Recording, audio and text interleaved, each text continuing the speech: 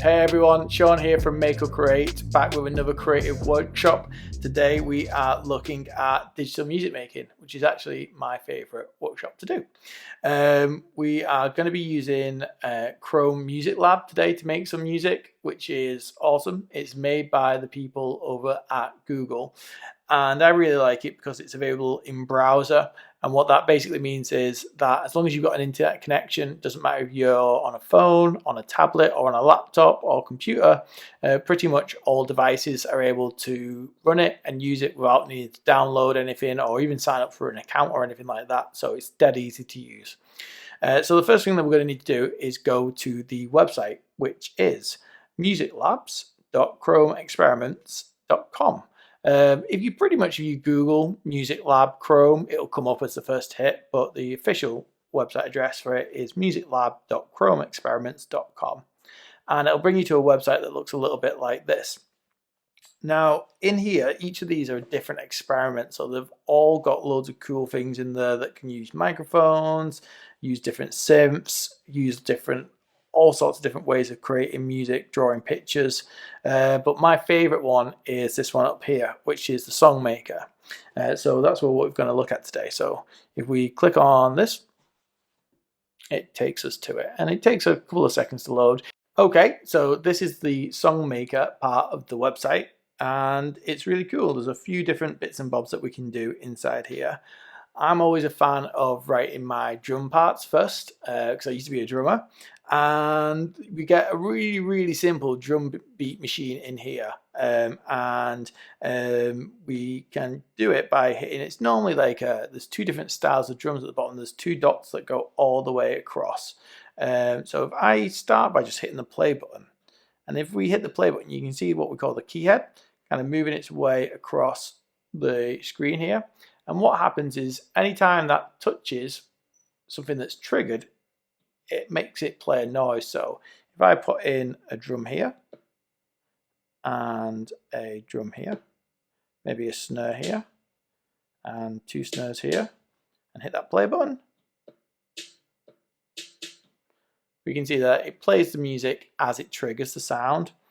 You can also change the style of drum kit that you've put in there. So I've started with an electronic kit, but if I click on this button here, it changes it to some blocks or a kind of acoustic drum kit or conga. Let's have a listen to this one. Lovely. So you can kind of go through and write a drum beat. So I'm going to just quickly go through and fill in the rest of my drums.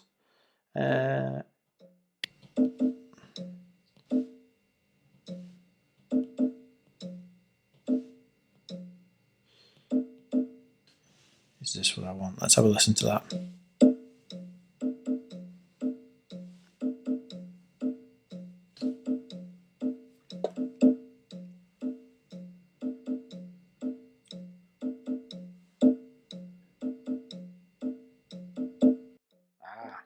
And the last one, I've put them a little bit too early. So there's a good thing for you. If you want to get rid of anything that you've got inside here, all you need to do is click on it again and it deletes it. I put those two triangles slightly in the wrong place, so I put them back there. That should be my drum kit, my drum track selected. So I might change it from conga. I might go to blocks, or maybe try kit.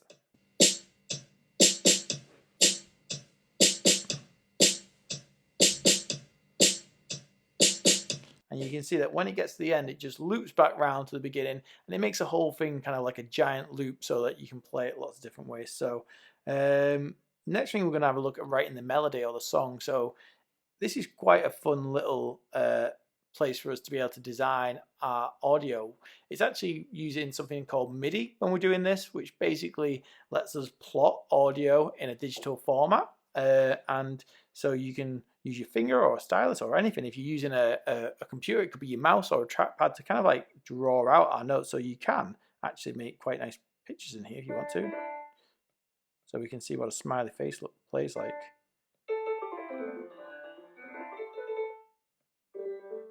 We can see what that sounds like when we first play.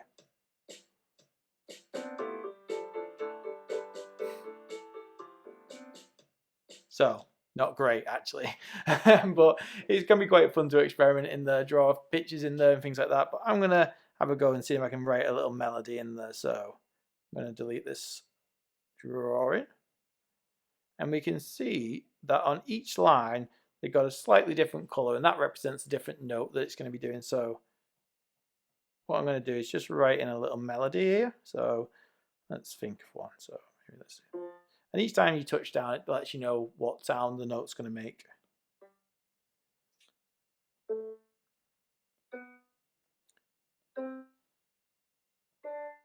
And just like before, as well as having piano that we've been listening to there, we've got other sounds that we can go to. We've got woodwind, synth, and we've got like a glockenspiel style one. I actually really like the sound of the synth then, so I think that's the one that I'm going to go with on this. So I'm going to make a little bit of a melody here. Let's kind of let's see if we can go with a similar style to what we've got going on. Let's listen to that. Nice. So you can just carry on writing your song. And I'm gonna do a few. I'm gonna go lower again. Oh no, go on now. I'll go higher actually. And I'm gonna go. Oh, I put that in the wrong place. So let's see how this sounds.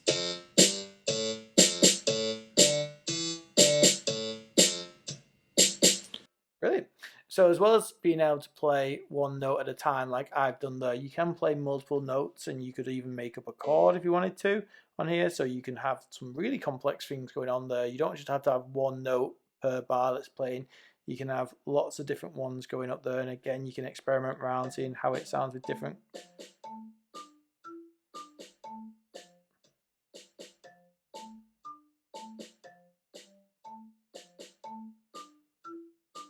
So that's really cool.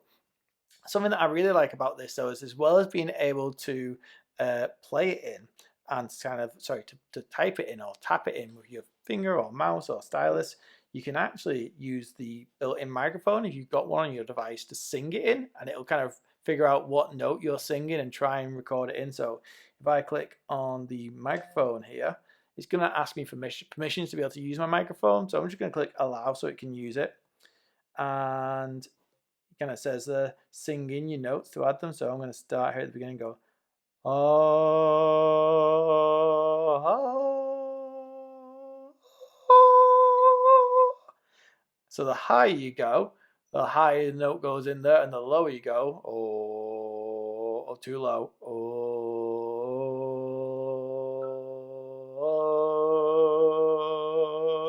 the higher the note goes. So you can have a go at singing in your own notes. If you wanted to not use your mouse and see if you can sing in your own tune, you could do it that way just by using the microphone. I'm going to get rid of that because I want to, fan just went over the top of it. Let's get rid of that high one, just showing off how high I could sing there with that one.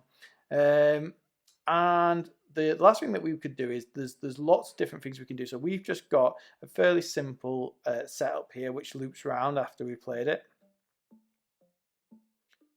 Tell you what, let's have a listen to it, what it sounds like as piano.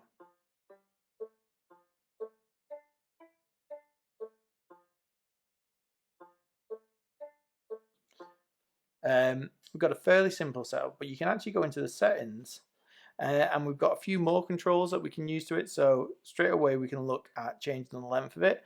This allows you to change how many bars the project is. Automatically it comes as 4, but you could make this 5, 6, 7, 8. You can make it as many bars as you want if you wanted to make it longer. You can also change the beats per bars. Again, automatically it's put on at 4 beats per bars, and it's automatically split the beats into 2.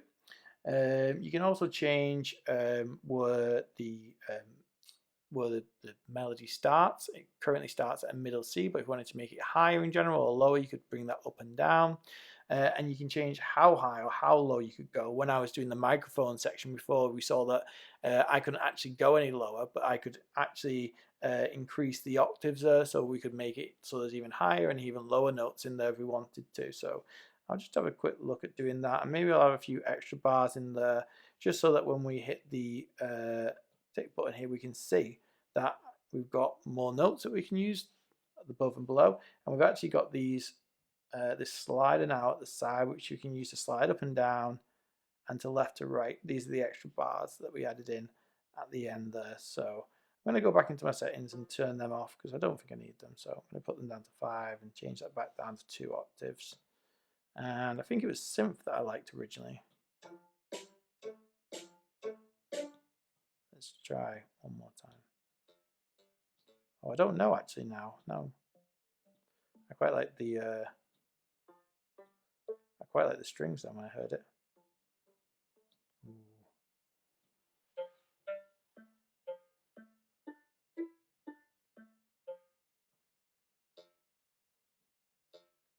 Yeah, there we go. So now I'm happy with my song. All I need to do is to save it. So if you click the save button in the bottom right hand corner, it brings you to this section and it gives you a unique URL, which allows you to copy it. If you click the copy link, and you are able to then paste this wherever you want. So anyone, you can send it to a friend in a messenger, you can put it on Facebook or Twitter, send it as an email. This unique URL will then showcase your song to anyone that you send it to. So let's have a quick look at what that looks like. So let's paste this in here.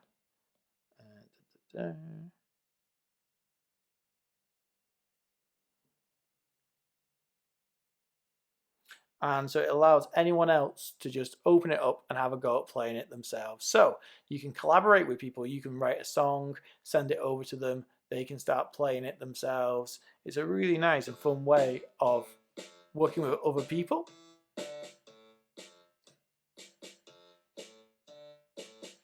Working with other people and sharing your music with them. So yeah, hope you all had a good time during this. Please, if you make anything that you're proud of, send it through to us. We'll always enjoy having a listen to it. We might even add a bit to it ourselves and send it back to you. But yeah, it's a really cool, fun, free website to have a go at making music on. And if you get a little bit bored of the Music Maker, you can always go back and try out one of the other cool apps that you can use in the website. All right, cool. See you all soon. Bye.